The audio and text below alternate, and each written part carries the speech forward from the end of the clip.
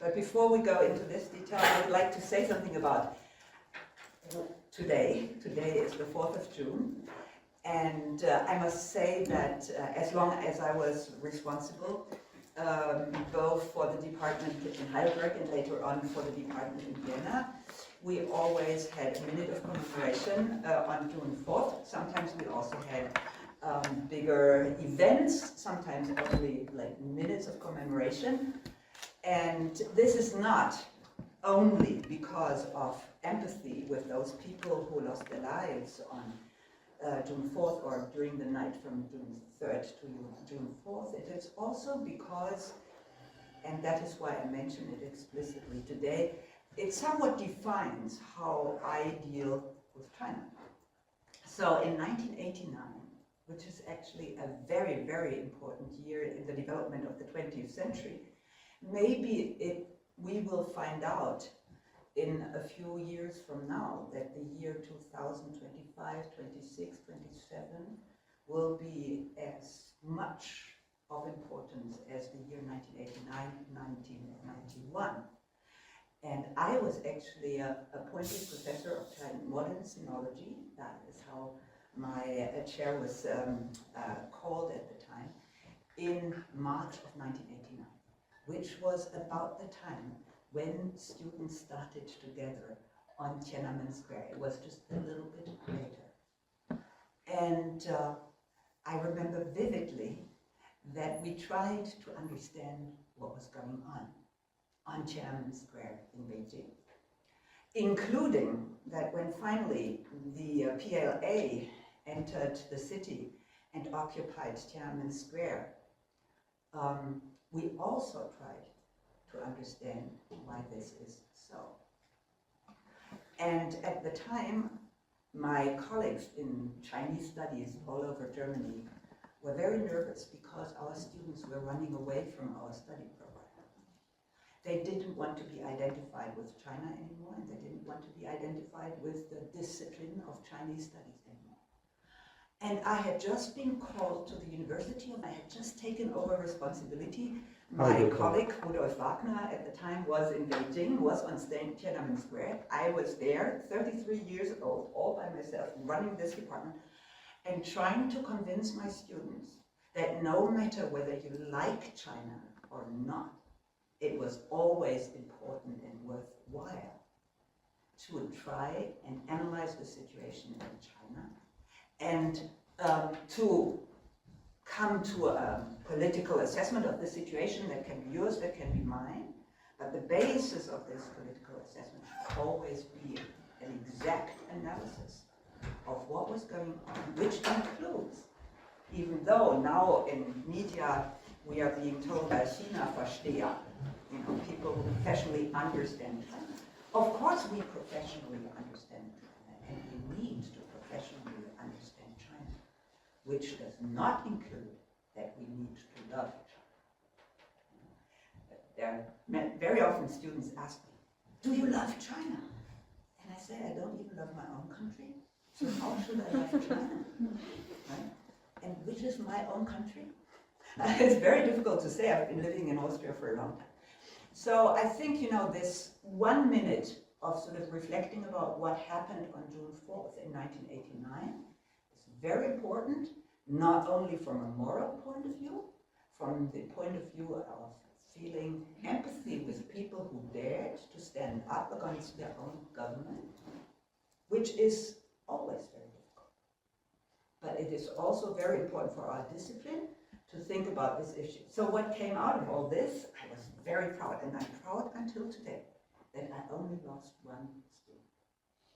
But it was really, really a big effort.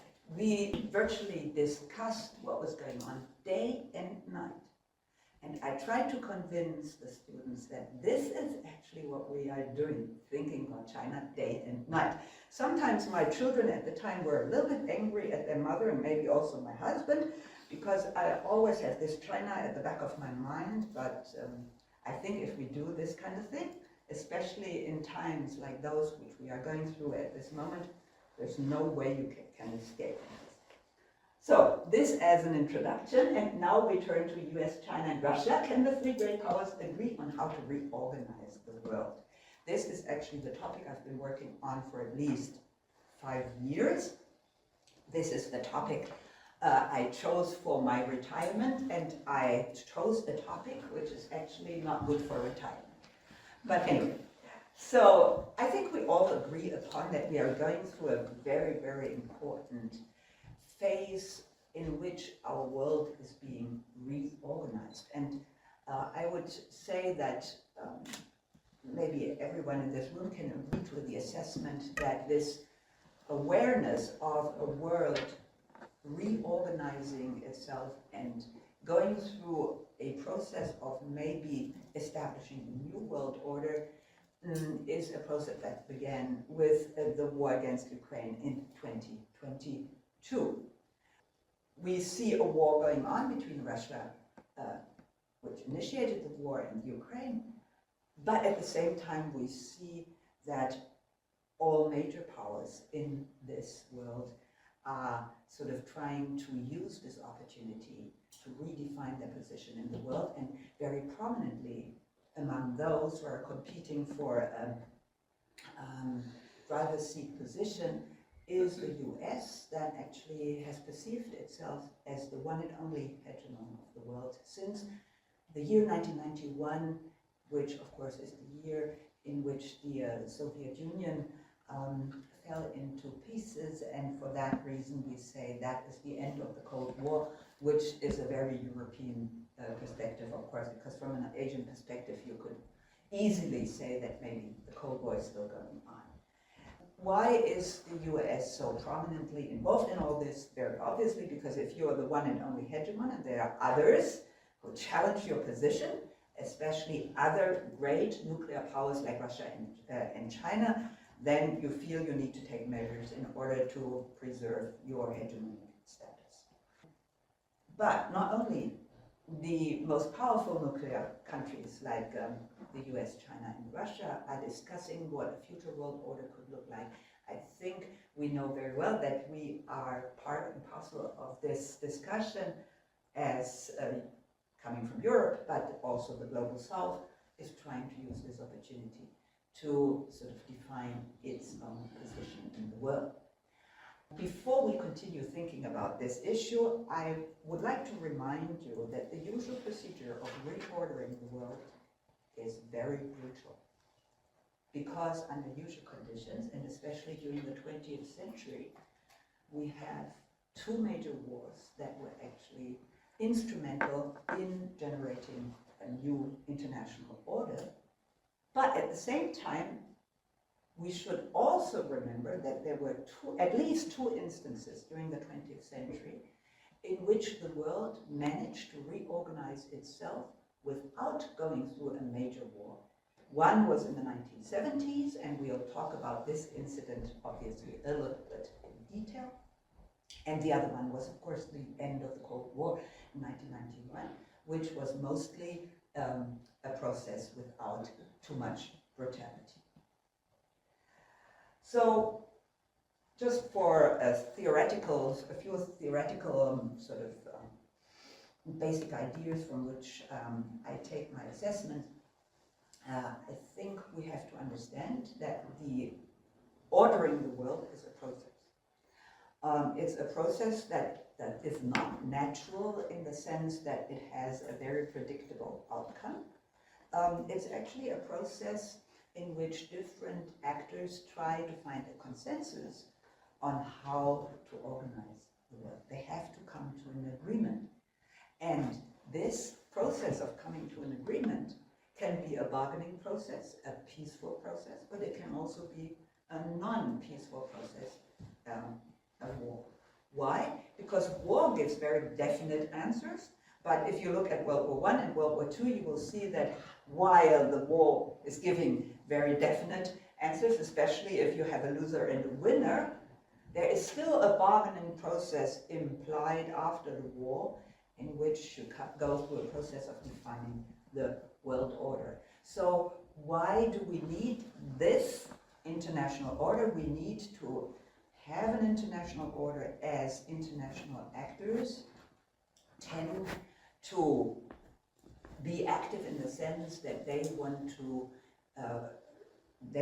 achieve their interests and aims in the international competition, and if every country in the world that is defined as an independent nation state pursues its own interest, then very easily we generate lots of conflicts because there are overlapping and conflicting interests. And in order to contain this situation so that we are not constantly going through war, we need to establish orders. And one example, and one very early example of an order, is the so-called Westphalian order, which is very often still quoted as a model.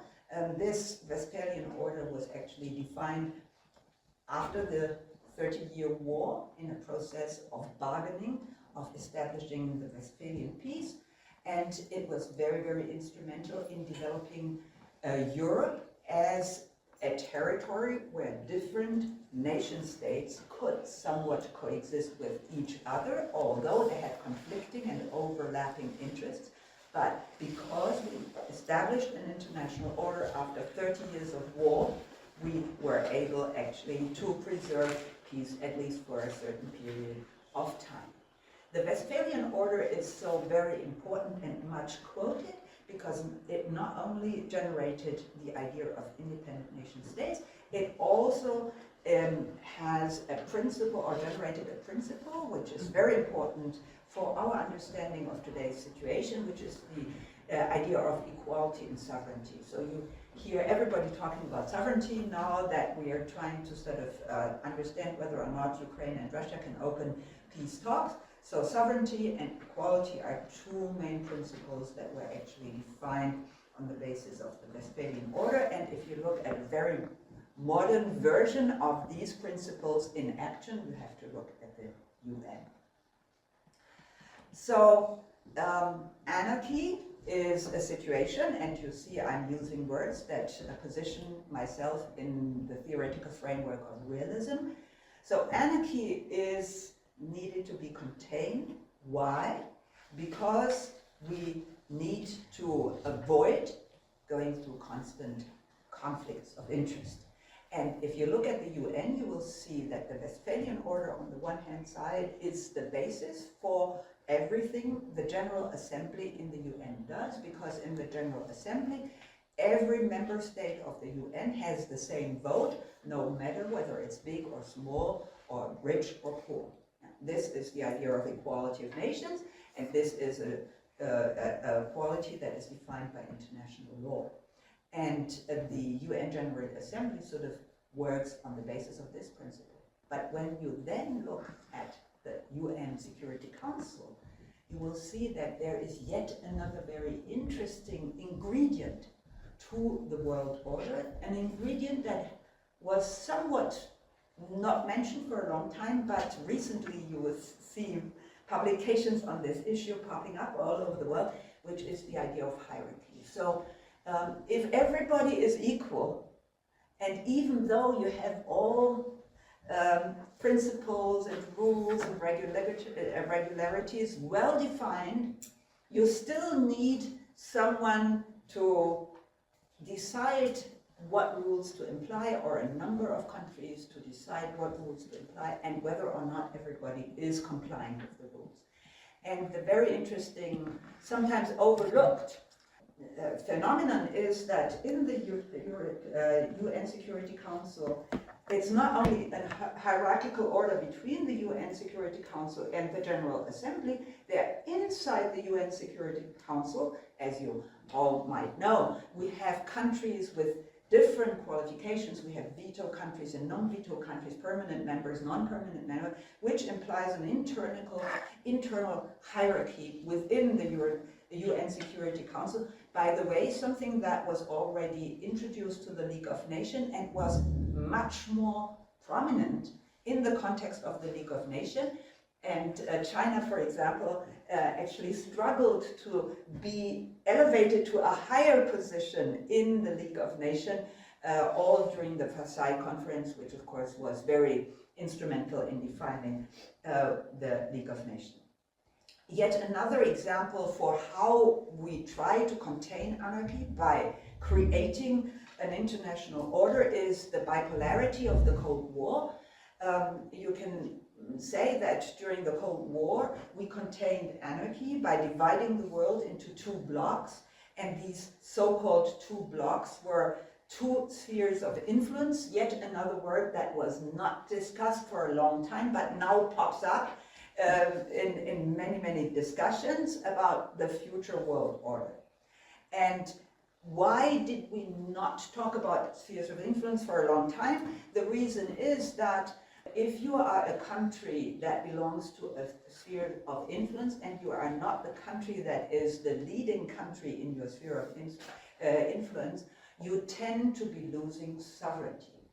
So very interestingly, Jiang Shigung, a prominent scholar from Beijing University, who was on these issues of empire building and things like this, he very openly says, you know, Germany and Japan have never been sovereign countries since the end of World War II, because they were integrated into a sphere of influence of the US that actually took sovereignty away from them, of course, at the beginning for a long time, because there were troops US troops as occupying troops in both countries. Later on they were as friendly troops there, but they don't make the difference. They say, you know, Germany and Japan are not sovereign countries, and they are countries that are actually the most important countries in the US sphere of influence after World War II. So in 1970, I think I just mentioned that this was a very crucial sort of moment in 20th century history. And just to make you remember, because maybe not everybody knows in the room, that the Republic of China was one of the founding states for the UN. Very importantly, I just recently wrote a paper about the Conference of Moscow in 1943, where China signed the Declaration of Four Nations and was thus included into the group of founding states for the UN, which at the time was a strategy that Roosevelt had invented. So after the founding of the PRC, we obviously have the Republic of China that does not agree to being sort of erased from history and from current developments by the existence of the People's Republic of China.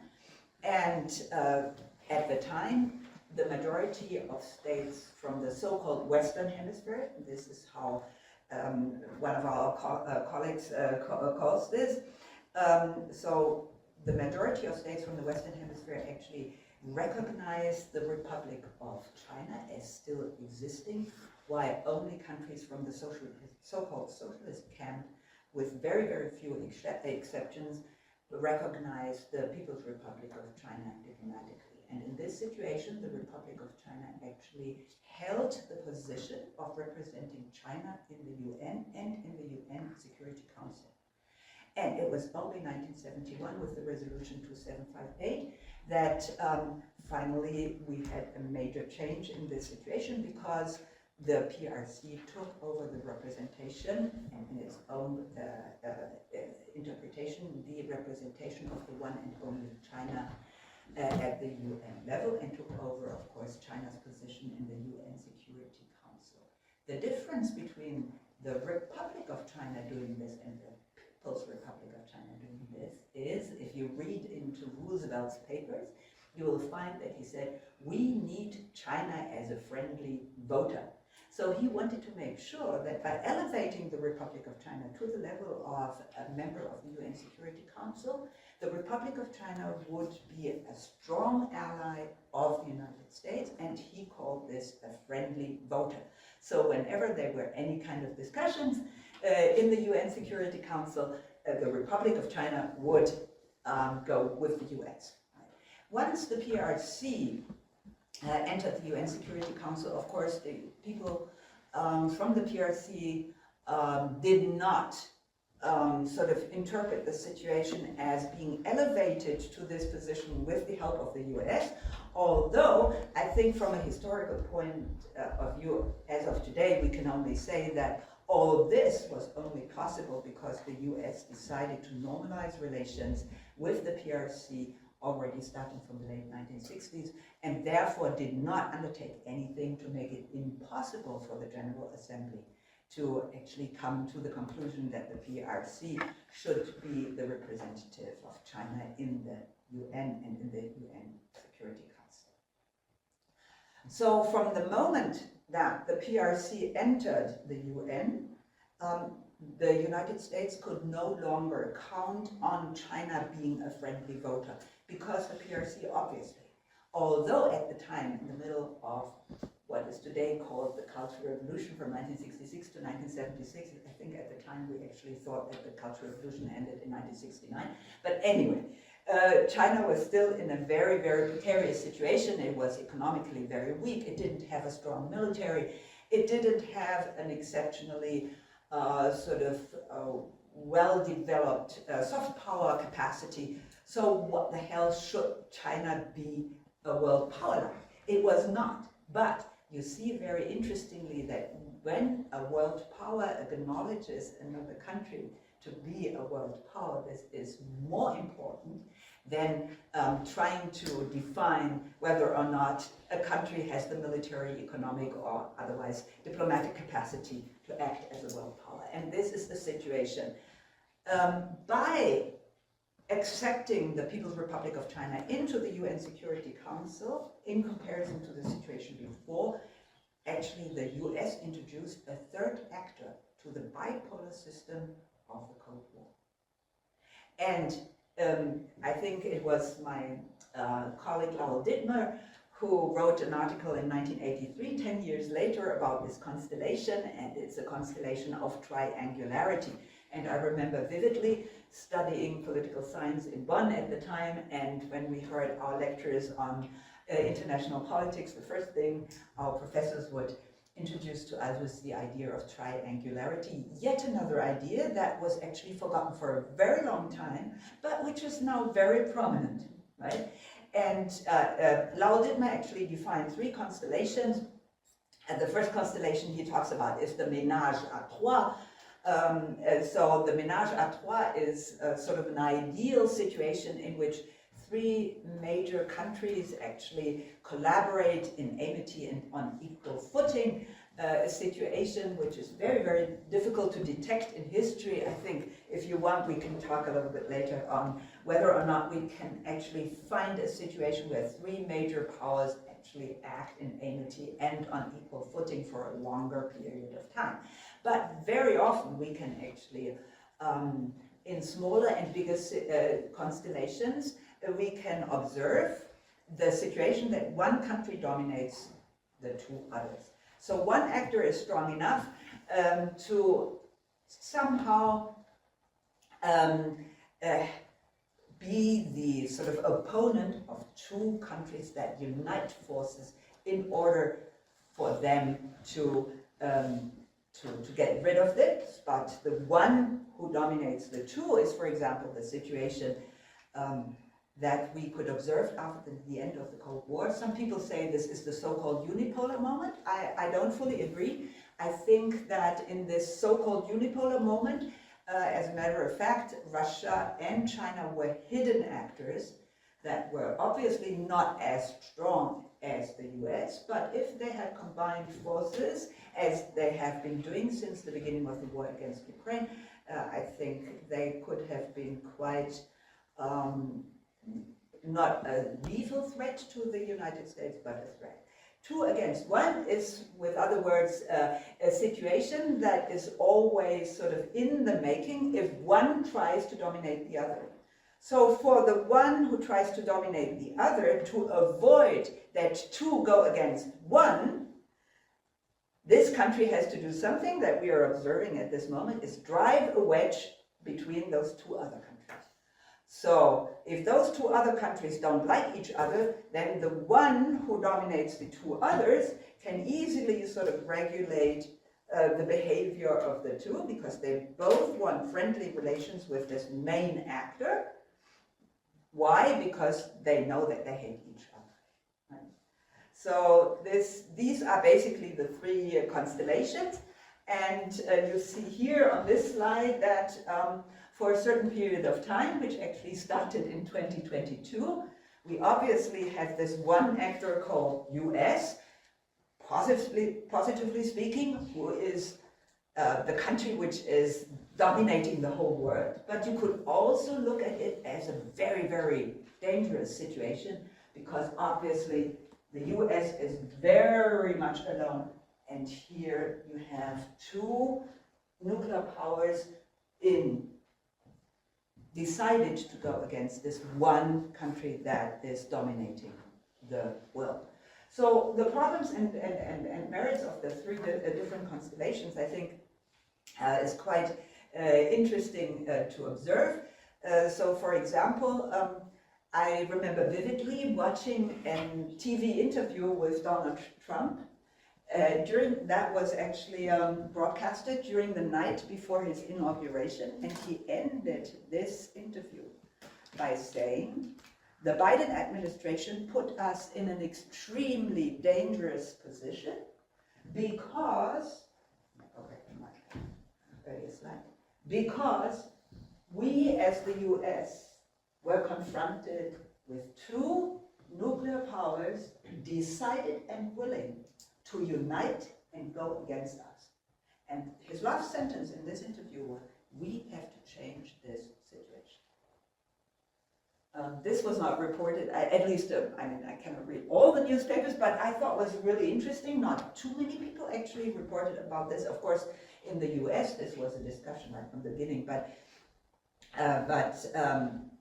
okay, I'm going in the wrong direction, but not in Europe. So this two against one situation is very, very dangerous for this one country, because it is isolated in the triangle, and this implies that you are in a very delicate position, and there are only two solutions to this very delicate position. One solution is you drive a wig between the two others, and this is something that even the Biden administration was always trying to sort of find out, whether there was one place they could drive a wig between China and Russia, although the situation since the beginning of the Ukraine war had driven the two countries very much together. The other solution to the problem is the Biden solution to the problem, which is that you try to amass as many allies behind you so that you can create leverage from this isolated situation in the strategic triangle. You know, and everything Mr. Biden did was traveling to Japan, traveling to South Korea, traveling to Europe, trying to convince Europe and many countries in East and Southeast Asia that they actually had to collaborate with the US in order for the US not to be so intimidated by those two other countries that united against them. In the 1970s, very interestingly, the situation for the US was much better. Although the US was in a singular position, it was strong enough to actually have relations both to the Soviet Union and to China. And very interestingly, the situation under Nixon was that they were entering détente with the Soviet Union and a process of normalization with China at the same time, right? So why did this work? Very easy, because China and the Soviet Union hated each other and were at war. I mean, maybe you don't know, but the Soviet Union was considering throwing a nuclear bomb on China in 1969. So, and as China knew about this because of the US Americans telling them, China was quite unhappy about the Soviet Union, very obviously, and the Soviet Union was obviously very unhappy about China. So the Kissinger strategy was quite successful in the eyes of the US, because there were so many conflicts between Russia and the Soviet Union and China that it was not difficult for the US to actually sort of control the behavior of both others. And very interestingly, if you read into the files today, you will see that the PRC actually wanted to push the US into a situation where China and the US would unite against the Soviet Union. Very interestingly, Kissinger did not do this. And this is very, very, very, very clever. Because if you are in the position of the main actor and you have more or less friendly relations with both of the other actors, you can always manipulate them. Now Mr. Trump is trying to do this, right? He's trying to be a little bit friendlier with China when he is unhappy about Putin. When he is happy with Putin, he is really unhappy with Xi Jinping. So he's going back and forth and back and forth. Not as well as Kissinger and Nixon did this, I think, in the 1970s, but he's basically trying to do the same kind of thing. So obviously Mr. Kissinger and Mr. Zhou Enlai were the main architects of this situation in the 1970s, and it is a situation in which diplomacy was the priority option. So we are now in a very difficult situation, in a very different situation, because at this moment we are trying to solve a problem by way of war, right? And maybe not only one war, maybe multiple wars. And diplomacy has to sort of convince the decision makers that maybe we should not go for war, maybe we should go for diplomacy. Just remember how different this situation is. So what Mr. Trump is doing is reverse Kissinger, right? So this is also the sort of the formulation under which this is being discussed in the US.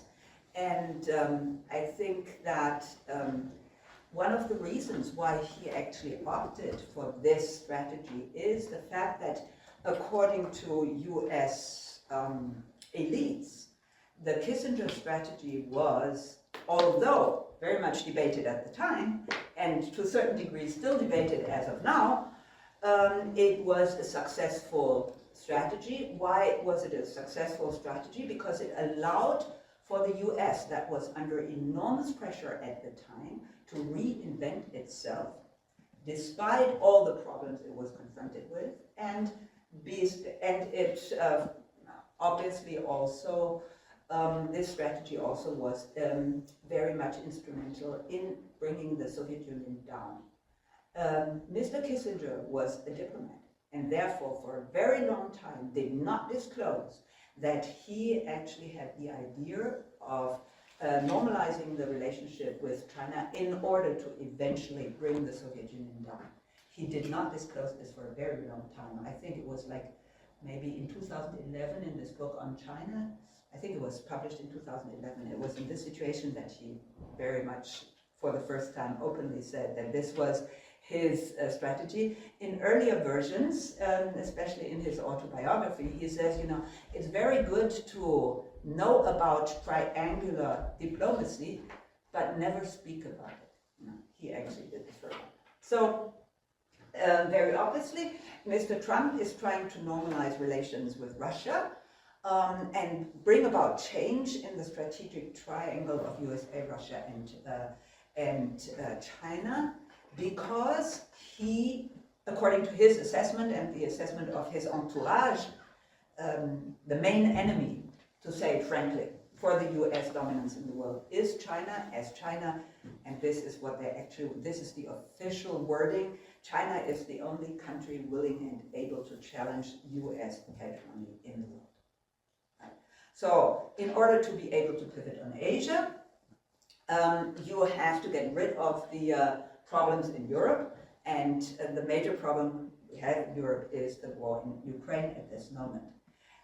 His idea of reversing Kissinger was based on the assumption that actually the pivot on Asia strategy is bipartisan, is supported by both parties in the US, and therefore he sort of calculated that maybe there are certain people in his party and also in the Democratic Party that see Russia as the main enemy. The majority is on his side. And I think he also understood that as long as China and Russia are forced or not forced, to collaborate very closely, there is no good solution to the Taiwan problem.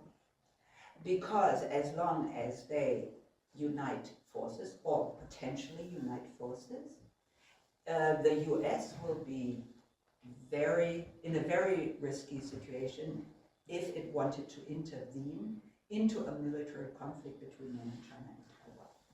So for China, one of the reasons why those people inside the party who want very close collaboration with Russia are comparatively strong at this particular moment is that they think it is only by uniting with Russia that they can deter the US from intervening into a possible military conflict between mainland China and Taiwan. And I think that Trump understands this very well, and this is the reason per se why he needs to get closer to Russia. And by the way, this implies, and I'm among those people who repeat this time and again, that he will finally have to force Mr. Putin into declaring, more or less openly, that he is no longer supporting the PRC agenda regarding Taiwan. So only if Putin, more or less openly, Putin will not say this openly from the very beginning, but he will be forced, step by step, to distance himself from what he has been repeating time and again since the beginning of the war against Ukraine, that he supports the PRC agenda vis-à-vis Taiwan. He always says, I support the PRC agenda vis-à-vis Taiwan. This is his wording. Very interestingly, this is something that, of course, is very important as a basic understanding of what is going on and what is very often interpreted as a chaos. I don't interpret this as a chaos. Okay, so why has Mr. Trump not been successful so far? So first of all, there is no, there was a wedge between the PRC and the Soviet Union back in the 1970s, but it's not anymore. And it's very, very difficult to drive a wedge between the two, because the two countries are obviously as close to each other as they haven't been for a long time, and it's in the interest of both countries to be really, really close to each other, although we should not forget that China so far has never fully supported the idea of the war against Ukraine. Right? China has never fully supported this idea. Mr. Blinken said time and again that China is actually supporting Russia, and that even Xi Jinping knew about this war from the beginning, and he always told us that he is going to show us that his assessment is right. He never showed us that this assessment was right. He only said it time and again. So obviously Trump wants to win Russia as an ally, and he calculated that bringing the war in Ukraine to an end would be the best way for him to win Russia as an ally. I think he was not right in this assessment. Why not? Because he did not understand that he was actually trying to impose, as a third party, a ceasefire on the party that are at war with each other, which is a historically very, very unusual situation. Usually countries that are at war with each other come to a point where they realize that continuing the war is not good for either side, and then they want a ceasefire.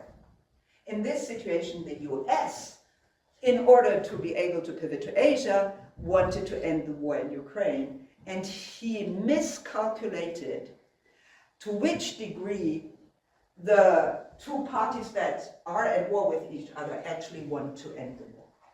And according to my assessment, none of them want to end. Maybe the situation has changed a little bit yesterday, the day before yesterday, because of Ukraine escalating the situation with their successful attacks on areas and territories inside Russia. I think this will have a certain influence.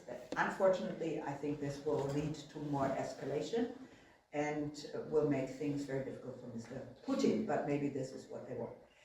So, in addition, Mr. Trump is underestimating minor actors in this war constellation. So who are the minor actors? Not the three countries of the strategic triangle, but obviously Europe and Ukraine. And I think Mr. Trump's perception of the world is so much driven by the idea of power that he cannot understand that non-powerful or less powerful actors can have a very, very strong say in crucial situations. So what Ukraine is showing us at this moment is that in the triangle, US, Europe, and Ukraine, the Ukraine is actually the most powerful actor, and not the US, and not Europe. And for example, there's very interesting scholarly publications on the Cuba crisis, where in certain situations in the Cuba crisis, Cuba was actually trying to escalate the situation because they decided that only by escalating the situation could they have a say in what was going on here in this theater. So I think he overlooks minor actors, and he overlooks that, especially when they join, like Ukraine and EU Europe, they can have an enormous influence on what is going on. In addition, I think he also underestimated the hidden and remnant influences of the Democratic Party and of members of the Biden administration on the leadership in Europe. Very obviously, Mr. Trump does not like the people who are in charge in Europe at this moment, because most of them supported the Biden administration very, very clearly and openly, and criticized Trump during the electoral campaign very openly.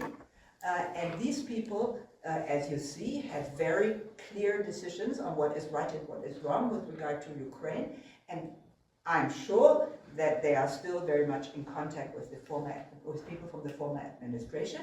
And I think I'm not the only one who thinks that they are trying to get rid of Mr. Trump as soon as possible.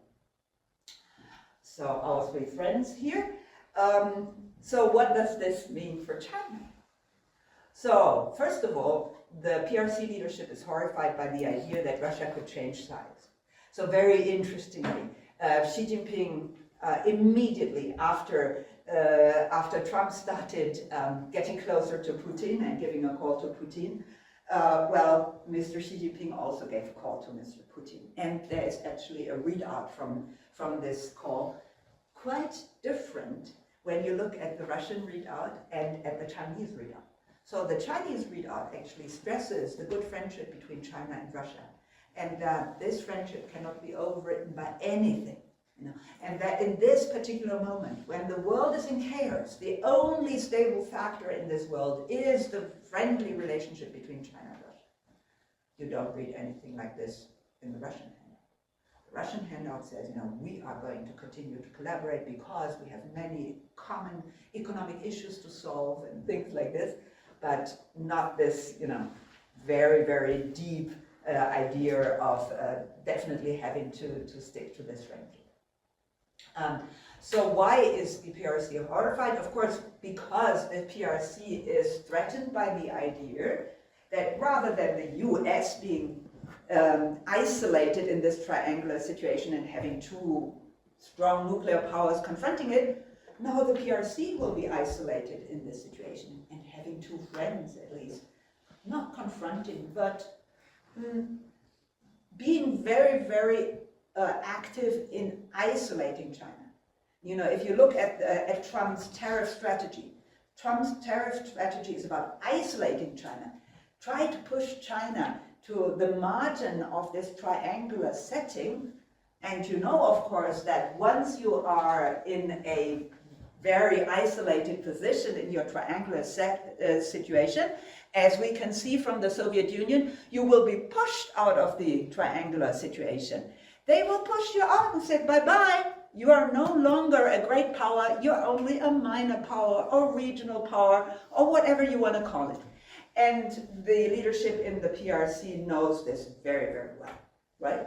They know that they definitely don't want to be singled out and isolated in this triangular situation, but they cannot be sure that this will not happen, as they know from history that the Soviet Union can turn against China as much as China can turn against the Soviet Union. So this deep friendship, is, as they always say, a pragmatic friendship. So if the pragmatism of the situation needs you to go against your friend, you will go against your friend, because this is pragmatic. This is not principle, this is not based on moral, this is not based on ideology, this is based on pragmatism. So the PRC actually wants to avoid this situation, and so what do? They actually learn from Mr. Biden, you have to make sure that Russia doesn't go against you, but you never know. That's why you have to have a 1B solution and a 1C solution. So the 1B solution is make friends with Europe. The 1C solution is make friends with the global south. The best solution ever, except for staying good friends with Russia, is of course to be good friends with Europe and to be good friends with the global south, because then you have sort of amassed your allies behind you, and things will be much better. So this situation also has an internal implication. Today, Mr. Trump and Mr. Xi Jinping are going to give each other a call. I'm not saying who is going to call whom, because this is a very tricky issue, right?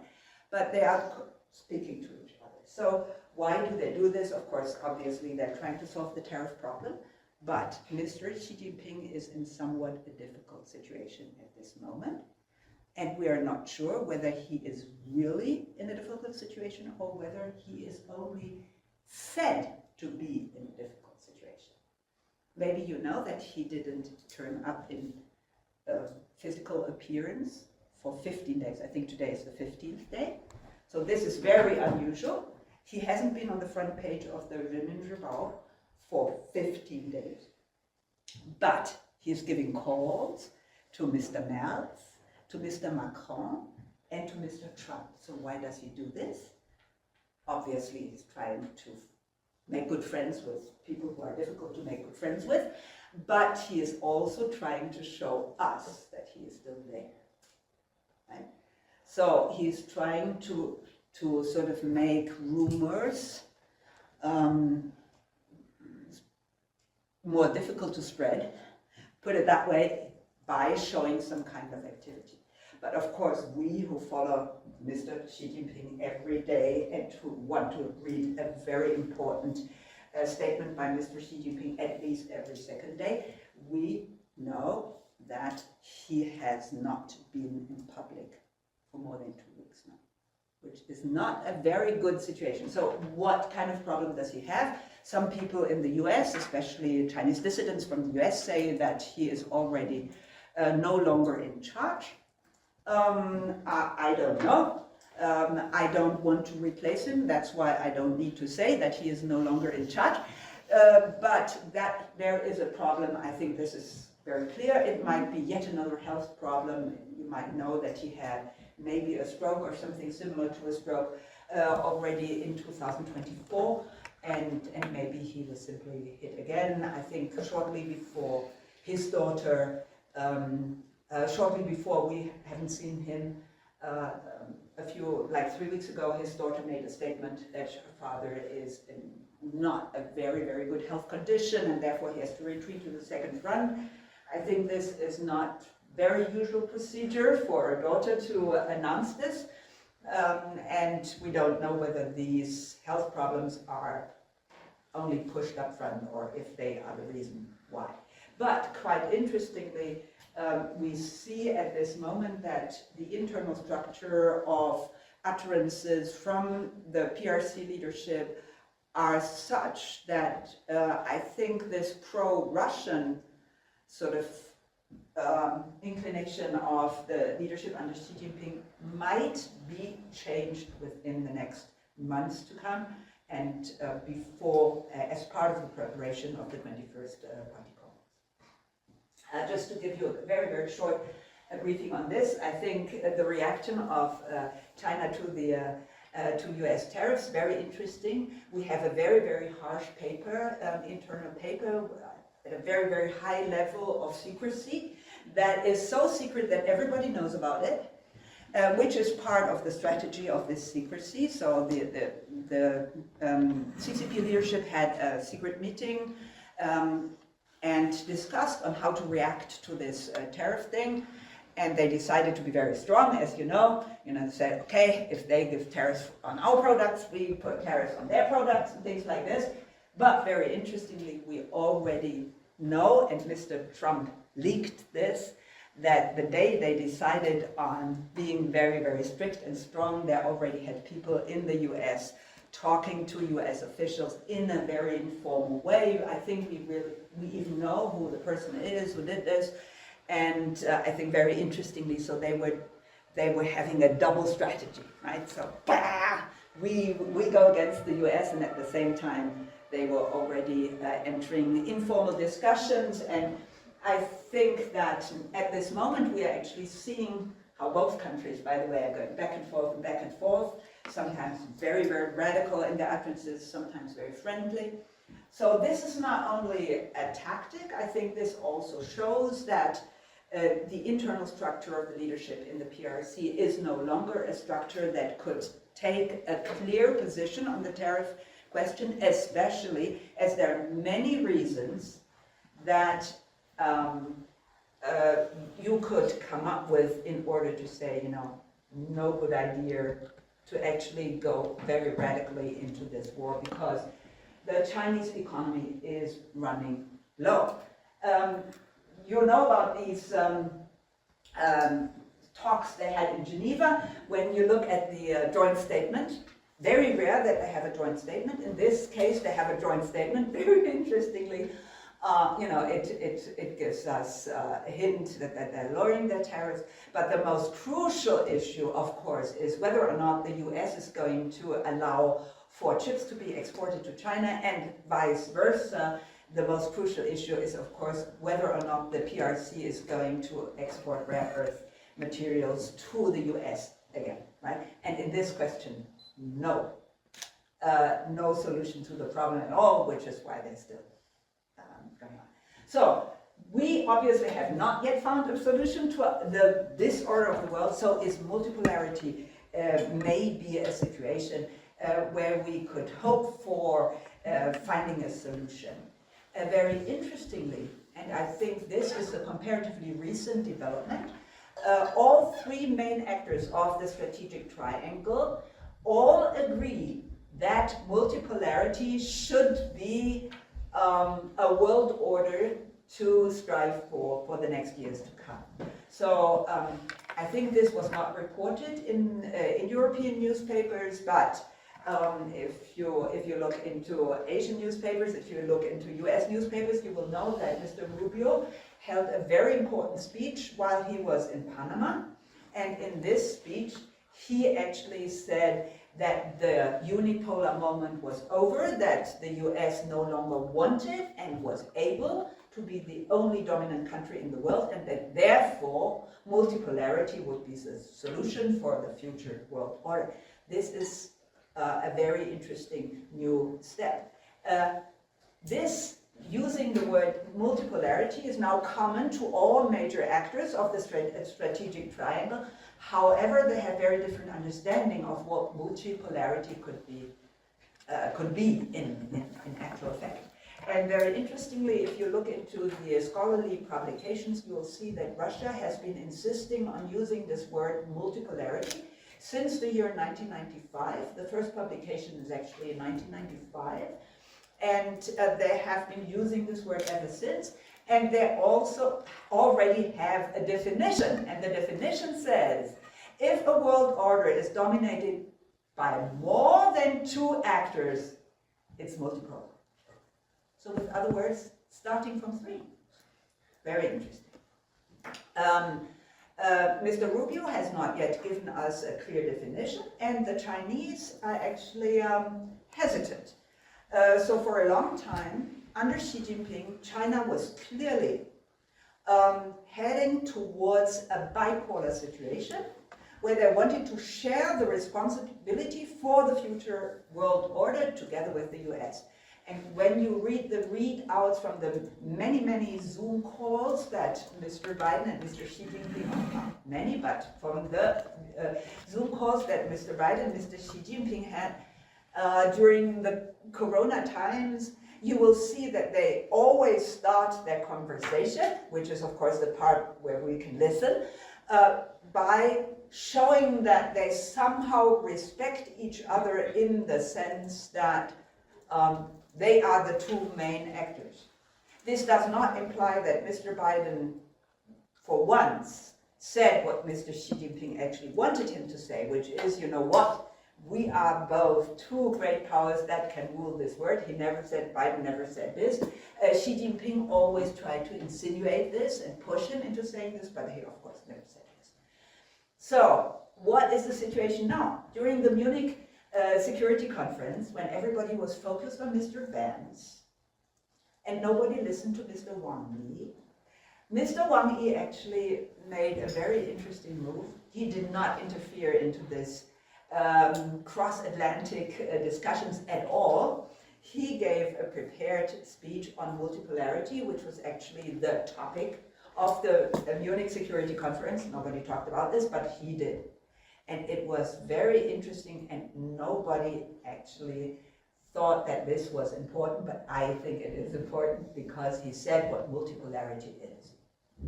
And he very interestingly said that only a multipolarity that actually represented all continents of the world could be a solution to the problems we are in at this moment. I think that's very interesting because it also shows that the Russian perspective on multipolarity, I think, is close to Mr. Trump's perspective insofar as they only focus on the strategic triangle. They don't think about Europe, they're not interested in Japan, they don't like India, you know, this is all so difficult, right? But if the three great powers actually sit together and come to a consensus on how to order the world, they think that this is a good solution. But China said no. Only if all continents of this world are well represented can the multipolar order be sustainable. I think this is obviously yet another try of the PRC to sort of amass allies because it is maybe in an isolated position.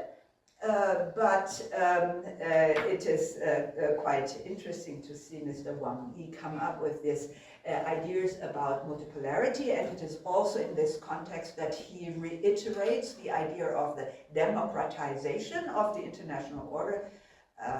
From my realist perspective, of course, there's no way you can democratize an international order, but they repeat it time and again. And the second very interesting idea that he voiced, and which you will not hear from the US side and which you will not hear from the side of Russia, is that the restructuring of the new world order has to follow the rules of the UN Charter and has to be undertaken within the UN framework. So China is very much opting for an incremental change of the situation. It's very interestingly, Mr. Hegseth said in his speech in Singapore a few days ago during the Shangri-La dialogue, Mr. Hegseth also said, we don't want war. Very interestingly, the PRC was not present. He said, we don't want war. The PRC also says we don't want war. Yeah. And much more explicitly than either the US or Russia, they say all changes to the world order have to be undertaken within the framework of the UN Charter. I think this is quite an important sort of slight difference, which might be very interesting. So let's end this discussion by looking at one of our German political scientists, Herfried Münkler, who is very active in trying to come up with ideas about a future multipolar order. Maybe you know him as a very prolific author who just recently published 2 books about the reordering of the world. But I think even more interesting are his books on the 30-Year War and his book on the First World War. And why is this so important? Because you will understand why he comes up with the idea of pentarchy. So in his book, Die Welt im Aufruhr, The World in Disorder, he talks about pentarchy being the solution for the multipolar order, and he names 5 countries: the US, China, Russia, EU, and India. So I read this book twice. I tried to find a place in this book where he actually tells me the reason why he picked these 5 countries, but for him it seems to be so natural to pick these 5 countries that he doesn't give a reason why. So I come up and tell him, Mr. Münkler, I'm very sorry to say, but your pentarchy has a major problem. And this pentarchy problem is not that we cannot see in history that there were moments in history when 5 major countries actually defined the world order. So this is one actually of the advantages of this pentarchy, that we know that it has already functioned in history. But on the other hand, we must see that he is actually sort of hiding a bipolarity in his pentarchy, because obviously, according to his understanding, the EU and the US form one bloc, China and Russia form yet another bloc, and then there is India, number 5. So number 5 will be extremely, extremely, extremely important. And I think I'm not the only person in this world that actually has a few doubts about India actually ruling our world. And for that reason, I think that he should have taken the pains to think deeply about what 5 countries to pick, and whether or not 5 countries are to. Of course, he will meet with a lot of disagreement among the countries from the Global South, because they are obviously not included in his idea, and rather than representing all continents, he actually has 2 big countries from Asia, which I think nobody will be happy to accept. And last but not least, he puts the EU in there, knowing very well that the EU is a multi-voiced actor, and an actor that has enormous problems in finding a consensus, which again makes the situation not easier to solve. So I think maybe while 5 looks like a good number, it's very difficult to decide what 5 countries actually to give this privilege of defining the future world order. So what does this mean for Europe? I think very interestingly, Mr. Münkler thinks that Europe is a natural member in a multipolar setting, or a natural actor. I don't think it is. Why? Because 2 of the 3 actors from our strategic triangle do not regard Europe as a major power, and this is Russia and this is the US. Mr. Trump very clearly and openly does not regard Europe as a major power, and this is one of the reasons why he, of course, had to exclude Europe from the major discussions about the future of Ukraine. So if a country is a major power, if other major powers regard this country as a major power, Europe is not a major power, because major powers do not regard Europe as a major power. So what about China? China feels that European countries are very important for China, but China definitely doesn't regard Europe as a major power. Instead, they are already discussing the idea that Europe is going to fall apart as soon as the US is going to retreat from the European theater, and especially as soon as the Ukraine war will be coming to an end. So this is the situation, and I think this is a very unfortunate situation for Europe. So what does Europe do to get out of this unfortunate and precarious situation? Very interestingly, they try to show their muscles.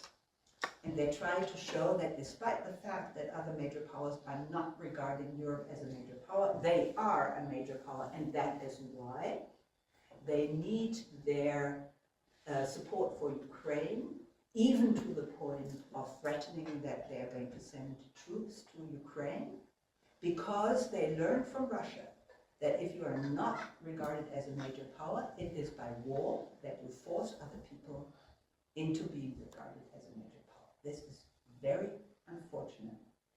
And I think it is yet very easy to understand if you apply my method, which is putting yourself into the shoes of all actors.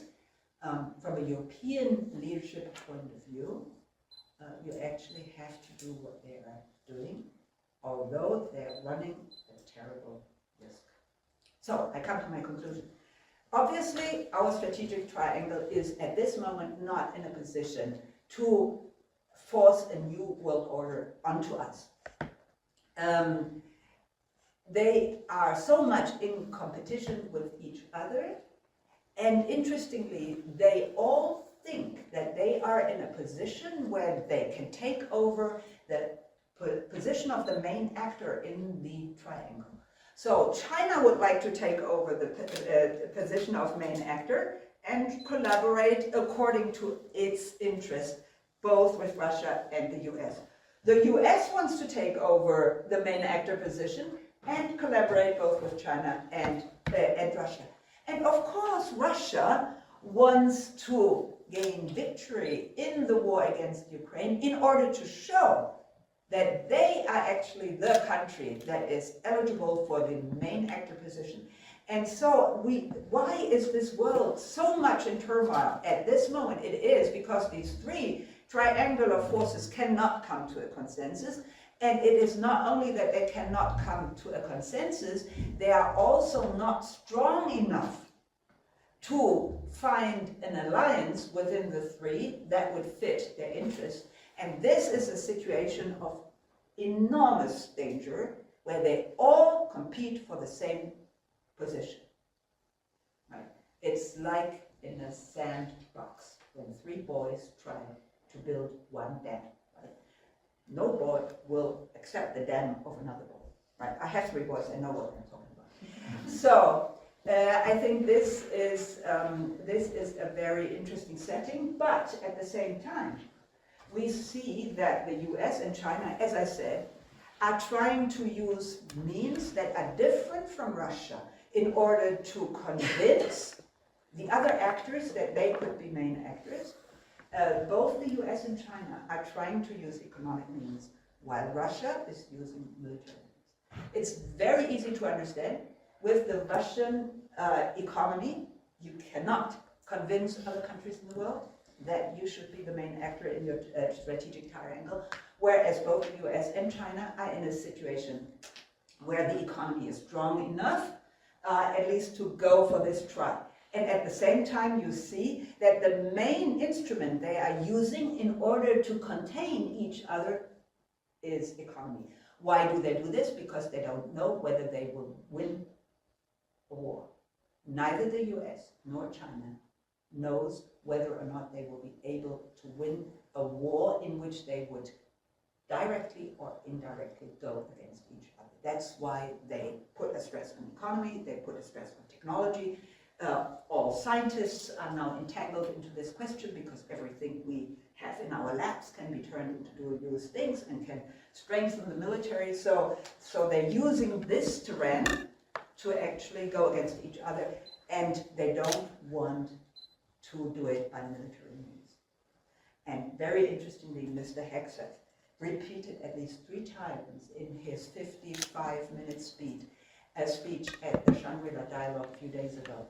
We don't want to force any and provoke any other country into war. He knows that in China people are discussing, the US provoked Russia to go to war against Ukraine. Now they're going to provoke China to go to war against Taiwan. And then Mr. Hegseth said, we don't provoke anyone to go to war against anyone. Right? Very interestingly, they're actually listening to each other, which is quite something, a new interesting situation. So, quite clearly, as long as they don't come to a consensus, they cannot impose a world order on us, right? So, how could they come to a consensus? This is my last slide. Then we immediately, I'm running over time, but I had a few words about June 4th, and Mr. Schubert had a few words, so maybe you excuse me for 5 more minutes. So, very interesting constellation. So, both in Russia and in China, you suddenly find publications about empire building. These publications imply that an empire is a major power that is strong enough to define spheres of influence and to have minor powers and other major powers accept your definition of spheres of influence. That's why we talk of empires, not of big states, major powers or something.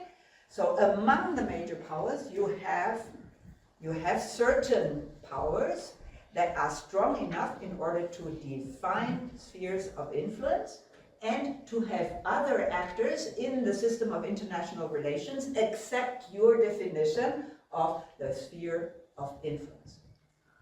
So this sounds like, okay, let them decide, right? But now comes the next step. In their close vicinity, like empires in history, they take the right to define what part of their vicinity belongs to them and are under their direct jurisdiction, and what parts of their vicinity are part of a cordon sanitaire, which we usually have between empires in order for them not to come too close to each other, because there you have too many probabilities of conflict. So they are different from everybody else, including this small country called Germany, or an even smaller country called Austria, because they have this right of definition. And now you understand why Mr. Trump talks about Canada and about Greenland, right? And by talking about Canada and talking about Greenland, he takes the right to define his territory, the territory under his jurisdiction, and the cordon sanitaire, right? And while he does this, he indirectly gives this right to Mr. Putin and says, okay, you know, you can have this part of Ukraine, no problem, and then the rest of Ukraine is our cordon sanitaire. That's why Ukraine cannot enter NATO, because if even the rest of Ukraine entered NATO, it could never be a cordon sanitaire. Right? We Austria, we are always cordon sanitaire, yeah? Because we are neutral. But now we have to define a new cordon sanitaire. And how about China? Well, China can say, okay, if you take Greenland and if you take Canada, and if Russia is entitled to having a part of Ukraine, then we can peacefully reunite with Taiwan without any problems. This is the end of my speech.